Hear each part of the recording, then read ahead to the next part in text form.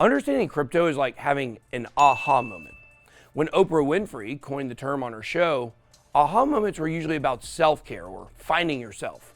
But all aha moments boil down to this: an important idea making sense all at once. When we finally get crypto, we see it can solve so many problems in the current financial system, how blockchain can organize and decentralize the internet in ways we've never seen before. My name is Ben, and in this video, we're answering the question, what is crypto? Let's get it. To understand what cryptocurrency is, first we have to look at what currency is. A currency is a form of money issued by a central authority. The value of currency used to be backed by the material used to make the currency. In Roman times, coins were made out of 4 grams of silver. The first watering down of Roman money reduced the purity to 3.8 grams. And the silver content in the currency continued to decline as new emperors came in and started cutting costs. United States currency was backed by the gold standard until 1971. Before then, the US dollar could be converted to an equal amount of gold. Fiat money is government-issued currency that's backed not by real-world assets, but by the government that issued it. Paper bills have serial numbers that can be tracked by a central bank, but most of the money supplied today is credit money, electronic entries in financial ledgers that are managed by central banks. Gone are the days of carrying cash for everything. Our transactions are almost entirely digital now. Today, the value of fiat is backed by collective trust in the government. And considering the track record of most governments and the inflation and money printing we've seen recently, let's just say it's a good thing we have a decentralized currency alternative. Cryptocurrency operates in a similar way to modern digital money, but instead of being centrally validated by banks and other intermediaries, cryptocurrency transactions are validated by a worldwide network of computers that don't operate under one central authority. This is why we call them decentralized. So if cryptocurrency is an alternative to fiat currency, then why do we need so many of them? As of June of 2022, there's almost 20,000 crypto projects registered on CoinMarketCap. One reason there are so many cryptocurrencies is that many crypto projects aren't created to be currencies at all. They're blockchain projects, making use of blockchain technology for other applications or creating solutions via the blockchain. That's why I don't even call crypto projects cryptocurrency. On my channel, I call them crypto assets. Although most crypto coins can be sent and theoretically used as payment, many of them are purpose-built to pay for activity on the blockchain. In fact, they would be inefficient and expensive to use as currency. Crypto assets are kind of like a Swiss Army knife of digital ownership. It can be used in a variety of different ways that offer solutions and services to users, much like a business. While Bitcoin was created specifically to be a decentralized currency, other cryptos like Chainlink, Flow, or Ethereum were created to serve as a blockchain highway that other projects could be built on. For example, decentralized finance platforms, NFT marketplaces, decentralized autonomous organizations or DAOs, decentralized social media, Web3 gaming, metaverse applications, even ride-sharing services operate on Ethereum. Some blockchains were created to rival Ethereum. Avalanche, Cardano, Binance Smart Chain, and Solana strive to be competitors of the Ethereum blockchain. That's why you may hear the term Ethereum killers. Other blockchains were specifically built not to do everything Ethereum can do. For example, Theta blockchain is a purpose-built decentralized video delivery network. Decentraland is a token that supports a decentralized metaverse. XRP is a payment settlement system that can process transactions globally. Projects that were built specifically to be currencies include Bitcoin, Litecoin, Dogecoin, and dollar-pegged stablecoins like Circle's USDC and Tether's USDT. There are also privacy cryptocurrencies like Monero and Zcash that make transactions private and hard to trace for the sake of anonymity. The internet created borderless global collaboration like we've never seen before. Blockchain is a way to put this collaboration on a ledger, decentralizing data and making things more efficient. For years, technologists have been looking for a way to decentralize web services so they can't be influenced by any one person, company, or agenda. They were the cypherpunks, and we owe a lot of blockchain's development to their commitment to making the internet as democratic and open as possible. Summed up best in the cypherpunks manifesto by Eric Hughes. He said, "Privacy is necessary for an open society in the electronic age. We cannot expect governments, corporations, or other large faceless organizations to grant us privacy. We must defend our own privacy if we expect to have any." Cypherpunks write code. We know that someone has to write software to defend privacy, and we're going to write it. So is cryptocurrency safe? Well, the short answer is that depends. With any type of investment, risk and returns depend on what you are willing to expose yourself to. Crypto is not just a new asset class entirely, but a bleeding edge technology. So that brings a level of risk with it. As it stands, the technology is still maturing, but it's been proven enough for the world's largest investment firms to start accumulating tokens and coins. As far as the security of the actual tech is concerned, I'll break it down. It's true that some blockchain networks prioritize speed over security, and there are always hackers trying to alter blockchain code to try and make more tokens. The good news is that the more prominent blockchain networks have been tested by hackers because they're almost always under attack. The more computers a blockchain has validating its transactions, the more secure a network is. A 51% attack happens when more than 50% of the computers in a network are hacked or controlled by a group of miners or validators with bad intentions. They can prevent transactions, halt payments, and reverse transactions, allowing coins to be double spent. Now, we've been talking a lot about blocks and chains and other tech stuff, so now is a good time to explain just what the heck a blockchain actually is. At its core, a blockchain is just a fancy spreadsheet. In the cryptoverse, we call this a ledger. The ledgers are cut up into chunks or blocks, and these blocks are chained together in one giant file called a blockchain. The giant blockchain of spreadsheets gets authenticated and verified so there aren't any double spends or other errors. This is called consensus, and it's a big part of what makes crypto so special. Consensus means computers are validating transactions and agreeing that the information is correct. The two most common ways of achieving consensus in a blockchain are what's called proof of work and proof of stake. Bitcoin is a proof of work blockchain where specialized computers compete to solve complex math problems and are rewarded with Bitcoin. We call this mining. The more people competing to solve blocks, the more secure the network is. New miners are incentivized to join the network as the value of Bitcoin increases, thereby making a positive feedback loop of network security.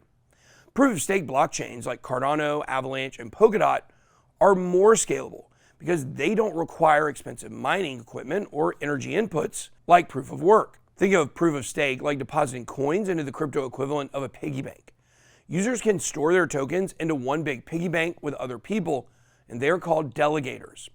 The person who keeps the electronic piggy bank up and running is called a validator.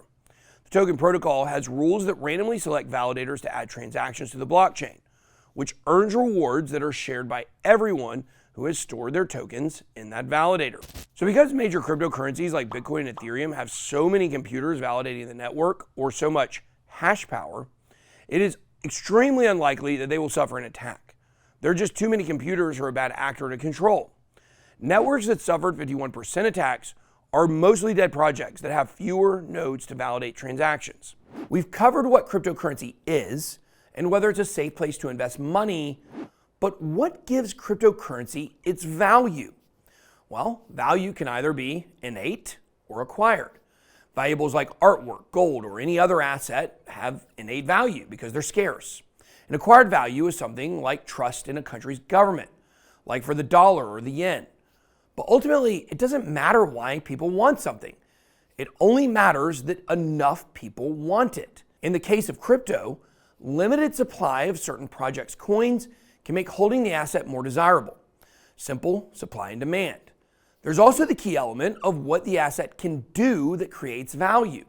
Many crypto tokens have utility that gives access to platforms. They can give holders the ability to trade and create opportunities for wealth building, make decentralized payments and easy peer-to-peer transactions, or act as a long-term store of value. Speculators also believe that crypto assets will increase in price over time as their utility becomes more widely used. So let's break down some of the different types of cryptos, starting with the most valuable, Bitcoin.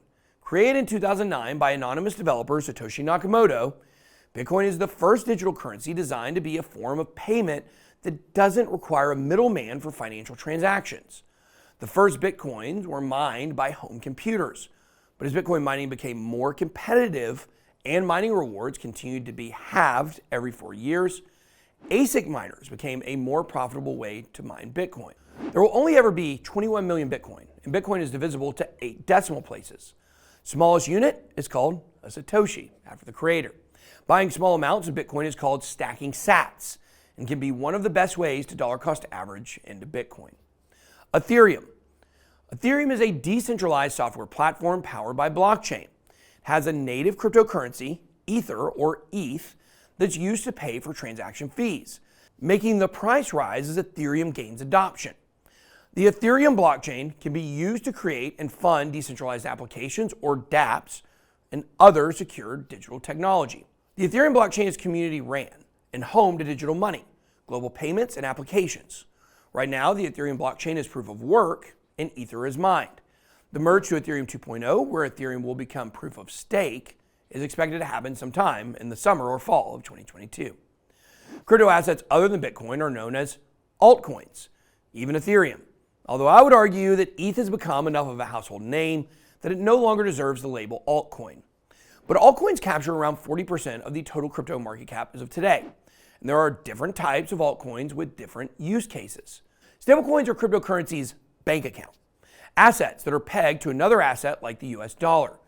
Stablecoins are used for storing funds, on-ramping fiat to crypto exchanges, and trading crypto assets. Circle's USDC and Tether's USDT are examples of secure collateralized stablecoins that are backed by company assets and reserves. Utility tokens are a way to pay for blockchain functionality. This means that Ethereum's Ether is a utility token, along with Cardano's ADA. Governance tokens give holders voting rights. For example, UNI is the governance token for the Ethereum-based DeFi platform Uniswap. Security tokens are digital contracts that represent fractions of a real asset like a company, recording ownership or stake. Meme coins are tokens that get their value from community buys and not fundamentals. They're driven by hype and online communities. Privacy coins are cryptocurrencies that can hide blockchain transactions to create anonymity. So by now we know the basics of Bitcoin, Ethereum, and altcoins, but what is DeFi? Short for decentralized finance, DeFi transactions are recorded and validated on a blockchain when two parties agree to exchange cryptocurrency. This applies to payments, securities trading, insurance transactions, lending, and borrowing. This is all happening outside of the traditional financial system, but to do anything in crypto, whether you're day trading, loaning crypto, or just buying pizza, you'll need a crypto wallet. A crypto wallet enables users to send and receive cryptocurrencies and is a central place to keep private keys. Crypto private keys are the cryptography number associated with a cryptocurrency that's similar to a password. They prove ownership in signed transactions. If you have the keys, you own the crypto. If someone else gets access to the keys, they can move your crypto. I go into details on private keys in another video that you can find down below in the description. So I've gone over a lot of the basics, but you may be wondering, why are crypto markets so volatile? Crypto markets are notorious for their volatility. The price of crypto assets can increase and decrease dramatically, more than almost any other asset we've seen in history. Main driver of crypto volatility are the bull and bear markets that follow Bitcoin's 4-year halving cycles. Every 4 years, the rewards for mining Bitcoin is cut in half, disrupting the supply of Bitcoin and renewing investor hype around the asset. 2016, the price of Bitcoin rose 7,000%. 2017, the price rose over 2,000%. Now, all-time highs were reached in 2017 and then again in 2021 when the price tripled from its previous all-time high. Like other assets, news and speculation are responsible for price fluctuations between cycles. But the extreme volatility seen in crypto is caused by having less liquidity. After all, as of right now, crypto doesn't have huge institutional investors and large trading firms holding giant amounts of assets yet, but they're coming. The price of altcoins are directly affected by the price movements of Bitcoin. This is called Bitcoin dominance. If you zoom out, the overall crypto market has trended upwards, with major projects continuing to grow. It's important to remember that not all crypto projects trend upward, with some never returning to all-time highs, many others disappearing altogether. So some crypto projects die. What should I buy? Well, that all depends on your timeline and risk tolerance. Holding crypto over the long term can make big profits, as long as the crypto you're holding is one that will be around, continue increasing in value over the long term. We are likely to continue seeing some of the big crypto projects in the long term. Bitcoin, Ethereum, Cardano, Binance Coin, XRP, Solana, and Polkadot are all within the top 20 projects based on market cap. But not all projects stay on top. In fact, it's more of a revolving door. Doing research and staying connected to the latest in crypto news is a key part of making money in crypto. So if you want to stay in the loop on the latest in crypto news and education, make sure to go ahead and hit that subscribe button and make sure to turn the bell on for notifications. The best bet is to buy projects that have staying power. The further you move down the list of highest crypto cap projects, the riskier they become. Lower market caps mean it doesn't take much to pump the price, but it doesn't take much to crash the price either. It's also important not to confuse dollar value with market cap. Just because a coin seems cheap doesn't mean that it has a lot of room to grow. A lower priced token with a gigantic circulating supply can have a higher market cap than a higher priced asset with a smaller supply. When researching crypto projects, make stronger allocations of the top 10 or 20 market cap projects that you believe have staying power. Stick to the top 200 for speculative investments. Bear markets are catastrophic for altcoins, so be aware of where we are in crypto cycles. Many people believe that the value of Bitcoin and Ethereum will increase over the long term, so dollar cost averaging into these assets is a simple strategy that's proven to be a dependable way to gain exposure to an asset without trying to time dips in the market. Investing in cryptocurrency may seem complicated, but once you get the fundamentals, you can look at it just like any other asset class and decide for yourself if it works for your portfolio. But crypto isn't just a cash grab. It's a new means of doing business in the digital economy. It's money that exists outside of the traditional financial system. Crypto is a once-in-a-millennium opportunity to be one of the first people to invest in an entirely new asset class. Comment below with any other crypto questions you may have. Smash that like button and don't forget to subscribe. That's all I got. Be blessed. BitBoy out.